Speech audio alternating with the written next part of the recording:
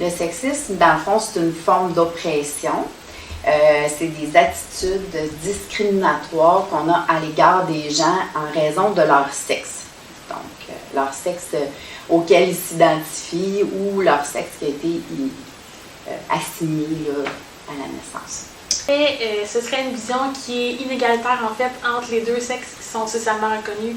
On voit souvent comme des espèces de boîtes de justement ce qu'il y a un garçon, c'est supposé aimer le bleu, les camions, tout ce qui est des moteurs, ça aime se tirailler. Une petite fille, ça aime le rose, les princesses. Puis c'est vraiment des. Je mets des boîtes avec des gros guillemets, là, mais c'est vraiment justement des rôles qui sont pas nécessairement réels, mais que la société a mis dans des boîtes. Puis on s'attend à ce que les gens aient des comportements, des attitudes, des intérêts qui vont vraiment en lien avec le sexe qui leur a été assigné à la naissance.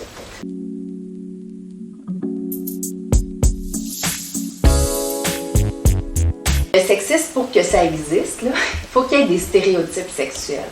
Donc, les stéréotypes sexuels, c'est quoi? Bien, c'est qu'on va enfermer un peu les genres, donc soit masculin ou féminin, dans des rôles. À ça, on ajoute une valeur. Nous, présentement, dans notre société, c'est sûr que le masculin, les hommes, encore aujourd'hui, se retrouvent dans des sphères de pouvoir. T'sais, on parle en politique, mais aussi dans les dirigeants des grandes entreprises. Donc, dans des espaces décisionnels, c'est encore majoritairement des hommes. Mais aussi, ce sont les valeurs associées au masculin qu'on va privilégier, j'ai envie de dire, dans la société. Donc, ce serait qui à ce moment-là qui en serait les plus victimes? Ben, moi, je pense que ça impacte tout le monde, toute la société, parce que ça enferme en quelque part dans des rôles, on se sent moins libre, on se sent plus coincé.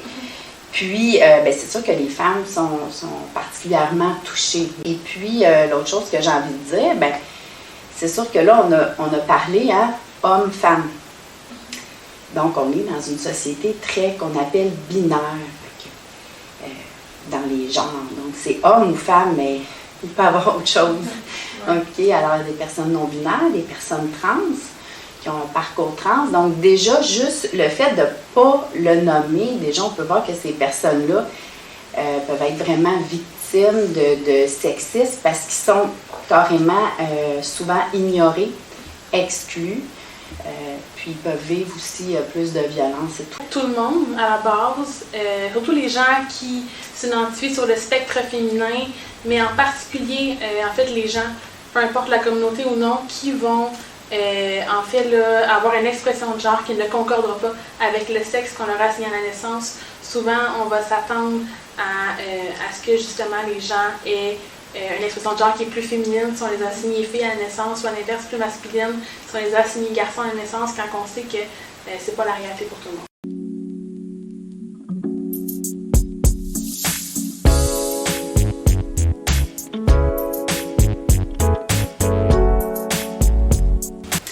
Ben oui, malheureusement. Malheureusement, oui. Mettons, si je peux donner des exemples, c'est sûr, il y a, au début des années 2000, je faisais des conférences sur les publicités sexistes.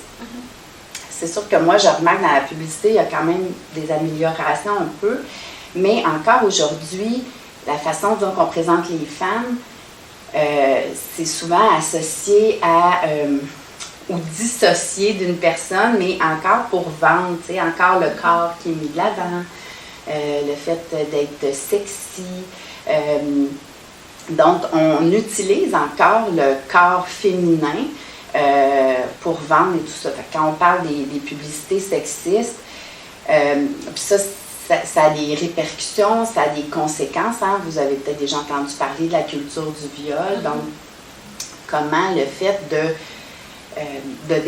montrer la femme seulement dans des attributs, dans quelque chose qui est plus objet sexuel, ça a des répercussions, et de valoriser beaucoup la beauté, le fait d'être sexy et tout ça. Il y a quelque chose, un balado super intéressant, là, Sugar Baby, qui vient d'être sorti, qui, justement, on peut voir les impacts de ça, c'est très actuel. Ensuite, ben moi, j'aime quand même parler de la culture des régimes parce que, tu sais, au quotidien, pour plusieurs femmes, ça a un impact. Donc, comment on dit aux femmes, bien, pour être une femme, pour être belle, pour avoir notre place dans la société, on doit correspondre à certains standards, hein, quand on parlait des stéréotypes. Et ça met beaucoup de pression. Et ça fait en sorte que, justement, quotidiennement, plusieurs femmes vont dire, bon, bien, qu'est-ce que je mange, comment je mange. Ça peut jouer sur l'estime, ça peut aller jusqu'à des troubles alimentaires, quoique c'est plus complexe que ça, les troubles alimentaires, mais sur l'image corporelle, en tout cas, ça a un impact. Donc, on est quand même dans une société où ça prend un espace. On n'a pas besoin de lire beaucoup d'affaires pour le voir. C'est sûr que vous avez peut-être entendu parler beaucoup des féminicides. C'est la violence faite aux femmes, c'est clairement lié au sexisme. On va l'associer à ça parce que c'est des rôles pas égaux. Donc, il y a une prise de pouvoir. C'est quoi la violence? Bien, c'est une prise de pouvoir, un contrôle sur une autre personne. Oui, malheureusement, trop souvent. En fait, on peut penser à la langue française avec le fait que le masculin l'emporte constamment, qu'il y ait un garçon dans une foule ou une personne qui utilise le pronom masculin dans une foule de 150 personnes, ça va quand même être le il qui va venir remporter à ce moment-là. Ou si on pense encore juste au code vestimentaire, on parle d'uniforme dans les écoles, ou justement la jeune fille qui va avoir une jupe qui va être un petit peu trop haut, ou la petite bretelle spaghetti, qui ne sera pas permise en fait, parce que ça va déranger, ça va venir choquer quelques personnes, ou à la limite même exciter les garçons, tandis que du côté justement de la masculinité, les garçons, les interdits sont beaucoup moins là. Souvent, c'est des images qu'on a, ou si on prend le double standard de l'homme justement qui va avoir plusieurs partenaires sexuels à tous les soirs, justement, une nouvelle fille, un nouveau garçon, peu importe, il va être vu comme l'icône de la masculinité et de la virilité, on va le vénérer, tandis qu'une femme qui ferait les mêmes actions, justement, une sexualité qui va être bien remplie, on va la voir comme une fille facile ou une fille qui ne se respecte pas.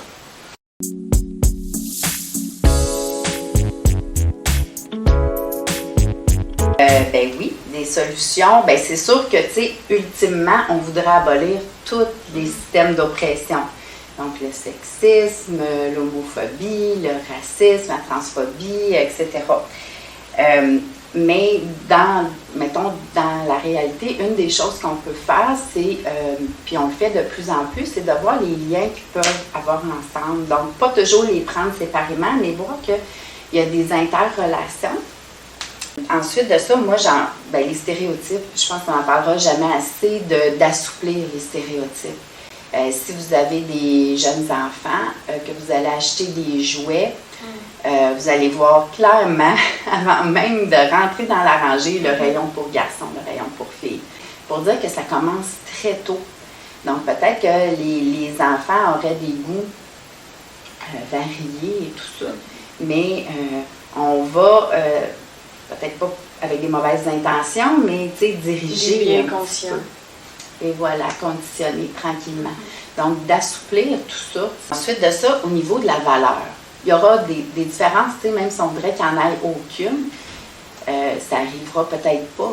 Les gens sont différents, les hommes, les femmes, on a parlé des personnes trans, non-binaires, tout ça. Donc, la différence existe. Mais est-ce qu'on peut accorder une même valeur, malgré la différence?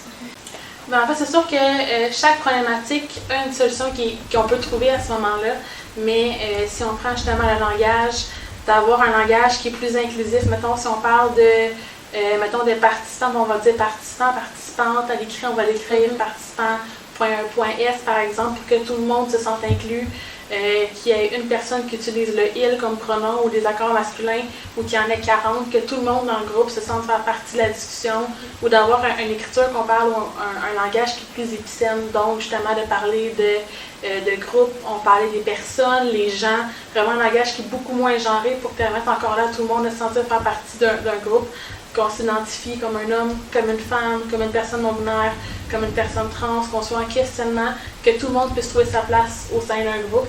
Puis si on pense encore là au style vestimentaire, au port d'uniforme et tout ça, bien d'avoir des vêtements qui vont être beaucoup plus non-genrés, qui vont être beaucoup plus universels, dans le sens où, par exemple, on imaginerait une école où il y aurait des chandails avec justement les crest de l'école dessus ou du milieu, peu importe, que ce soit un chandail à manches courtes, à manches longues, une veste, mais que ce soit pas par exemple des jupes, parce que si on pense à quelqu'un qui est né biologiquement comme une petite fille et qui rentre au secondaire avec des vêtements qui sont dits très féminins justement, avec la jupe, les bas hauts et tout ça, mais qu'à l'intérieur se sent comme un garçon, bien à l'intérieur c'est un garçon.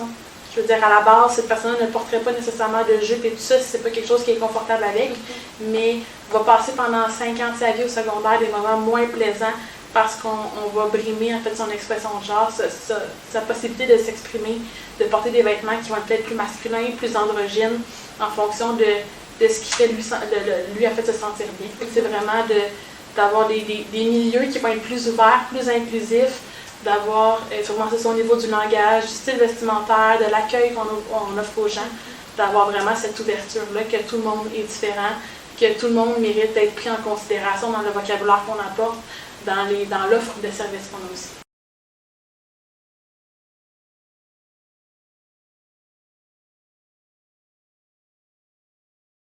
Je m'appelle Mandoline Billier, je suis co-coordonnatrice au Centre de femmes L'Autonomie en soi. Donc, le Centre de femmes L'Autonomie en soi est un organisme à Sainte-Hyacinthe qui a pour mission de soutenir les femmes dans leur démarche pour reprendre du pouvoir sur leur vie. Donc, je m'appelle Justine, je suis intervenante au JAG et le JAG est un organisme LGBT+, où on couvre Montérégie Est, Centre et Ouest. En fait, on aborde vraiment la diversité affective, sexuelle et de genre. Et ce qu'on offre comme service, en fait, on a de l'intervention individuelle, donc du 1 à 1 par, peu importe la plateforme, vraiment en personne, Teams, Facebook, courriel. Il y a vraiment plusieurs personnes en contact avec nous. Sinon, on a des rencontres de groupe. Donc, pour l'instant, un groupe LGBT+ allié, un groupe au niveau de l'identité de genre. C'est vraiment des endroits où les gens peuvent parler de qui ils sont, montrer leur vraie couleur, le bon prénom, le bon pronom va être utilisé aussi, vraiment un endroit où c'est une espèce de petite bulle sécuritaire. Sinon, on offre ateliers, conférences, kiosques dans les écoles, dans différents milieux. On va là où les gens ont besoin de nous.